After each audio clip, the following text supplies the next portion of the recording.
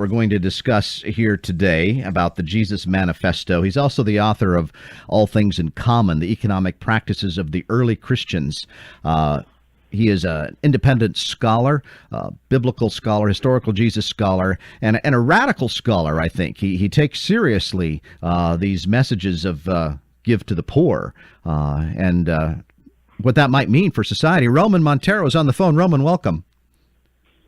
Thank you. Thanks for having me. I'm glad you're here. Where are you, by the way? I'm in Norway. Norway. That's why we had a fun getting in touch with you. We didn't quite have the codes figured out just yet. So I'm very glad that Tracy Chapman song was about 5 minutes. So hey, glad to have you with us, Roman. Thank you for being with me today, for coming on live with us. Jesus Manifesto, the Sermon on the Plain, is your book. What do you hope to add to our understanding of the historical Jesus that's been missing with this book? Well, when it comes to the Sermon on the Plain and the ethical teachings of Jesus, what a lot of people have done in the past when looking at these teachings is they've kind of taken them as hyperbole, that Jesus wasn't actually expecting his followers to actually do what he says. And the reason for this is because when you read, especially the Sermon on the Plain, even more so than the Sermon on the Mount, the teachings just seem so extreme, and what he says just seems so radical that it's very easy to kind of think, well, maybe they weren't intended to be, taken literally or anything like that. But when I've looked at these texts and looked at them within their historical context, meaning within the context of the Jewish world and the Hellenistic world and the various ideological discussions that were going on there, as well as the world of that Jesus lived in, which was a land under domination by the Roman Empire and both political and economic domination, and what that meant. And the more I looked into it, the more you start to see that actually he meant what he said. He intended these teachings to be taken literally, and it's also that these teachings, especially in the Sermon on the Plain, are very likely to go back to the historical Jesus. There's a lot of discussions about in the Gospels what can be ascribed to the historical Jesus and what can't, and I'm quite confident that this block of teaching actually can go back to the historical Jesus. And Luke largely records in original form of this collection of teachings of this sermon, as it were. And this Sermon on the Plain is by the way the Gospel of Luke, chapter 6, verses 20 through 49. Well, let me give you the tough one here. I think it is. I say to you that listen, love your enemies, do good things to those who hate you, bless those who curse you, pray for those who abuse you. If anyone who strikes you on the cheek, offer the other. Anyone who takes your coat, do not withhold your shirt. Give to everyone who begs from you. If anyone takes away your goods, do not ask for them again. Do to others as you would have them do to you. If you did that literally, what would you end up with? You'd end up with nothing, or you'd be dead. Exactly, and this is where you have to take in Jesus's apocalyptic and eschatological point of view. Okay. Jesus was not a modern person.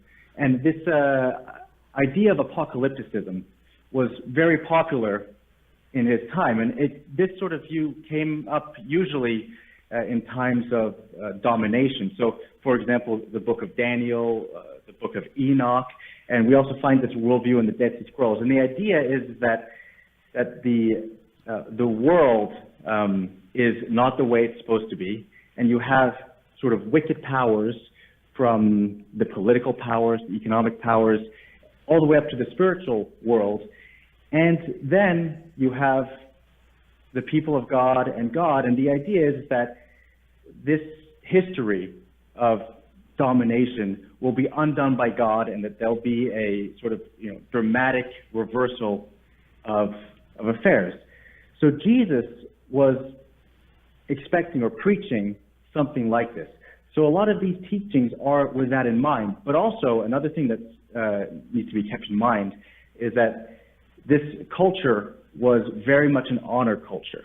And this was especially imported from the Roman world, although it was in all the cultures around. And a lot of the things that he's saying here, like, for example, striking on the cheek, that was basically a way of showing someone that they were, that they could be completely disrespected, dishonored, and basically anything could be done to them.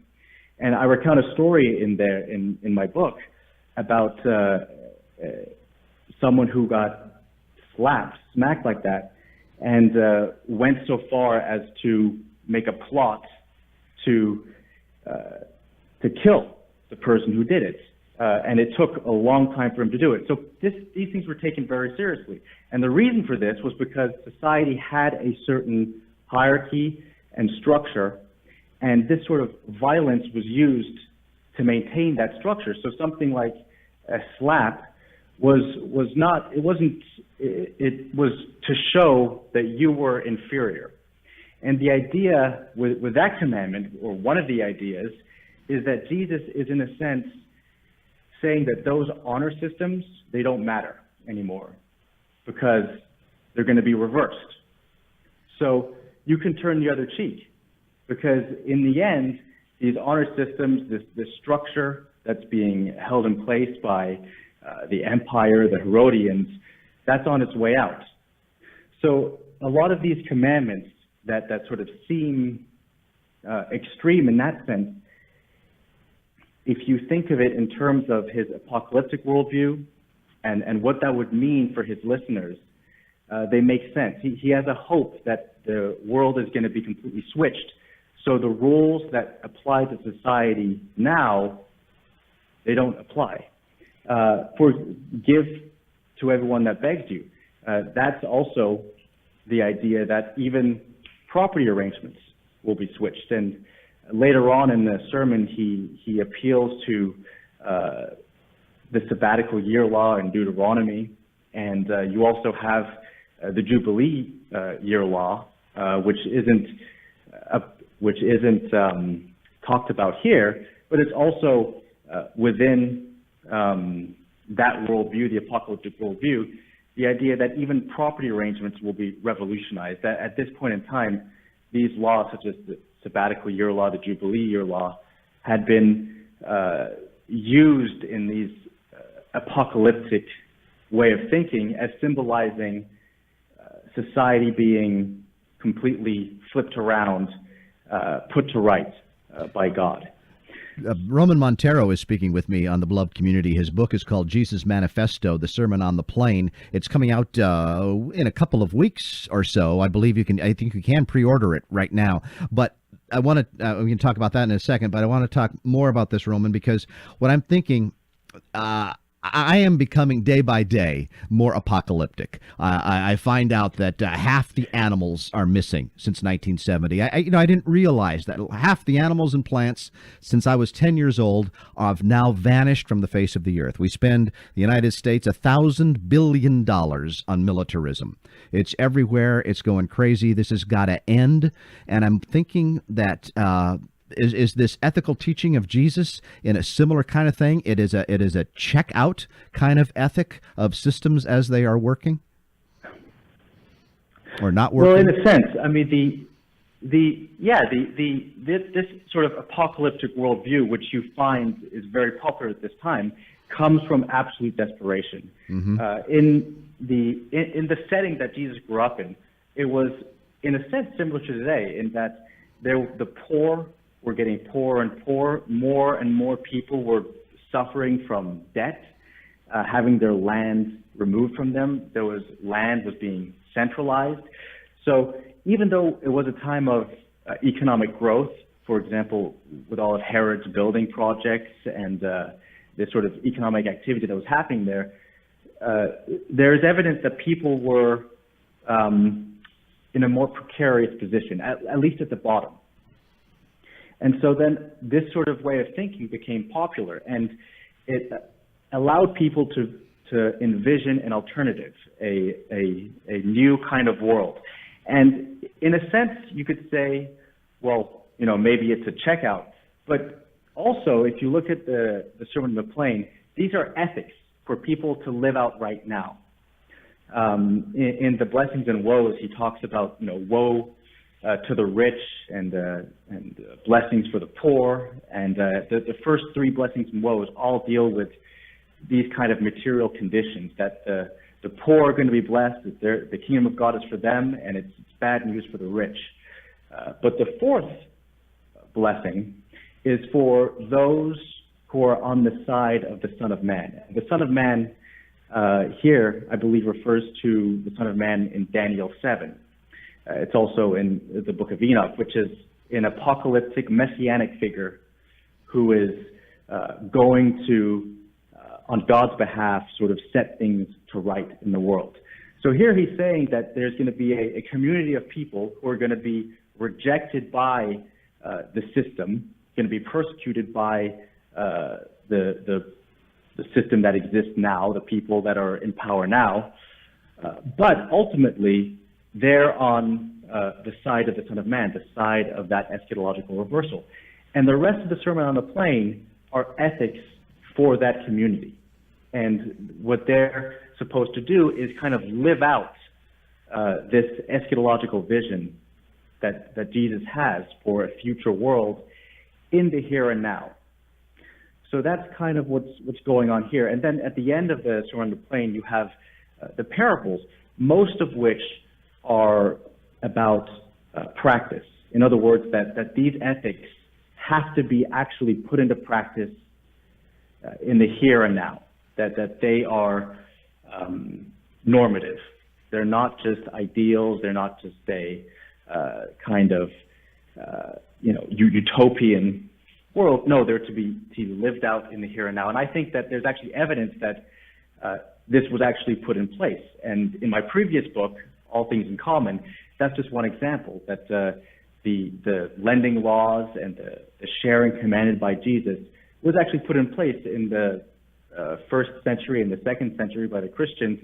And basically they were practicing communism during that time. That's just one example. Yeah. Another example would be the fact, yeah. Well, you use the word manifesto in your current book, Jesus' Manifesto. Is that hearkening back to Marx? Not specifically. It's more that's exactly what I think it is. It's a declaration of Jesus's intentions, his viewpoints, what his views are, what his purpose is. So I think this is the closest thing you get in the Gospels to something like a manifesto. This is what he stands for. This is what he wants. These are this is his program, in a sense. So in a sense, you could say it's like the Communist Manifesto, or it could also be like the Declaration of Independence, the Declaration of the Rights of Man. These are just statements of this is what we believe in and this is what we want.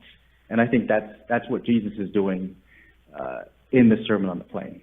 Roman Montero, my guest, he's the author of Jesus' Manifesto, the Sermon on the Plain. Previously, he wrote All Things in Common, the Economic Practices of the Early Christians.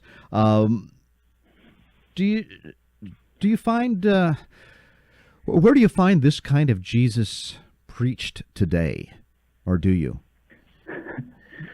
Well, I mean, yeah. Look, there are people who take seriously Jesus's ethics out there. They're not always the loudest people. They're not always the ones that are making the big splash. But I think for a lot of, especially mainstream Christianity, these things have just been completely ignored.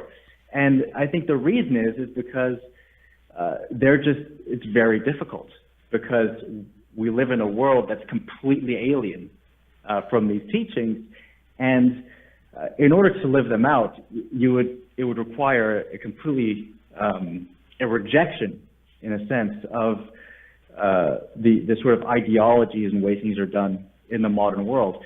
But I think when it comes to the first century and the second century, you see this happening. You see, like, just to give one example, there's a lot of evidence that in the first few centuries of Christianity, Christians would not join the military. And I lay out the evidence for that in my book. And I think this just ties back to, for example, when it says love your enemy, don't retaliate, that they took that seriously. And some of the church fathers in the early centuries basically said, well, if you're going to join an organization such as the military, such as the legions, where you're required to kill people, well, then you can't really be following that rule. And this is a normative law. And the same thing goes with the first century sharing, the sort of small c communism. This was normative. This was something that you would have to live by. This is the kind of person you'd have to be. So, in a sense, you see this happening a lot in the first century and second century. As time goes on, though, you see these sort of ethics get dampened a little bit, especially once Christianity becomes more popular with the powerful. Once emperors start becoming Christian, then you start to get a kind of there's a motivation to dampen the ethical portions of Christianity and just sort of like brush them to the side. We want to talk another angle here. You talk about mainstream Christians have pretty much diluted Jesus' message. I mean, in Christianity in America, I don't know if I'm being too cynical about it, but I think it's basically just the religion of empire with Christian flavoring. It's certainly not anything like the radical rejection of empire and its ills. But I want to where we do find the apocalyptic Jesus is kind of in the magical cults, the rapture and the millennium and all of that kind of supernaturalistic stuff. I don't see that in your work here. Or what did you see? What do you see about supernaturalism in, for example, and even in Jesus's time? Of course, in Jesus' time, Jesus lived in an enchanted world. This was pre-Enlightenment. This was pre-science. This sort of the modern way of thinking, the materialist way of thinking, just didn't exist. So for example, for Jesus, he believed in. He was an exorcist, for example. He was expelling demons, and so he believed that also that the world was, or that the society was run by Belial. That was also a belief in the among some of the Dead Sea Scroll documents. So this was the world that Jesus lived and moved in, and this was everything was tied together in a sense. So it's not like for Jesus that there was that sort of supernatural side, and then you had the sort of nitty gritty social issues, economic issues. No, they were all tied together, and that's the emperor was considered to be some sort of divine, almost divine person. So everything was tied: the religious, the spiritual, the supernatural, and the facts on the ground. So that's why when he says, for example, blessed are the poor, woe to the rich, the next thing he goes to in the fourth blessing is appealing to Son of Man traditions, which comes from the apocalyptic literature, which speaks of this sort of cosmic battle, you could say, between God and the forces that run the world. So what I do with my work is I basically explain the worldview that Jesus was living in and how he drew on that worldview and what he was hoping for based on that. And this also goes back to the prophets. The prophets as well, when they saw injustice happening, when they saw the poor, the widows, the orphans being neglected, they would appeal to God and to the judgment of God. So when we're sort of reconstructing Jesus' worldview, we have to reconstruct the entire thing. And we don't want to sort of make Jesus into a modern individual, because he wasn't. Right. We have a couple of minutes left, but I want you to define again a big word for us that you use, eschatological. What does that mean? Eschatological. Basically, the idea in eschatology is that the world isn't as it's supposed to be, and that in the future it will become as it's supposed to be. And in the Jewish world at that time, it was the idea that God was going to interfere with the world and make things right.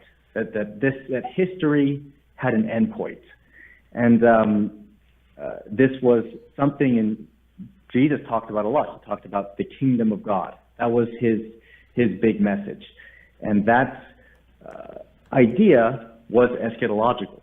The idea that the entire world would be transformed, especially Israel would be transformed.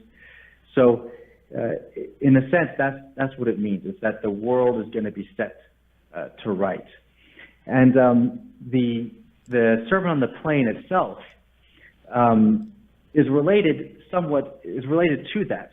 Also, the ethics, because the ethics, what Jesus was trying to do in the ethics, is sort of have a community that would model the way things are supposed to be in the future, when things are put to right, in the here and now. So a lot of these ethics were designed, like, for example, the lending ethics, lend without expecting a return. If you look at the debates going on at that time around the sabbatical year law, when debt... We got about 30 seconds here, Roman. Okay. What I'm just saying is that Jesus was expecting that law. It was a sort of a restoration of the Deuteronomic ideal when it comes to lending. That lending was supposed to build up a community of mutual aid, as opposed to be a means towards exploiting one another, which it had become at that point in history. So that's where the eschatology comes in, that it sort of gives something to look forward to, where things are going to be put to right, and a model to build society around in the here and now. Roman Montero is the author of Jesus' Manifesto, the Sermon on the Plain. Roman, where can people pick up your book? Well, right now, it's at the publisher's website at whitfinstock.com. In a couple weeks, then it will be available everywhere, Amazon, wherever you buy books, you can get a hold of the book. But right now, it's just got released, so it takes a couple weeks before it's up on all the platforms. But whitfinstock.com, you can find my book, Jesus' Manifesto, the Sermon on the Plain. And if you wait a couple weeks, it will be up on Amazon and anywhere you all right, and I'll have a link to it on this website. Okay, Roman, thank you so much for this work and for being with me today. Roman Montero on The Beloved Community. The Beloved Community is heard every second Friday at 9 a.m. on KBOO. I'm John Shuck. Be well.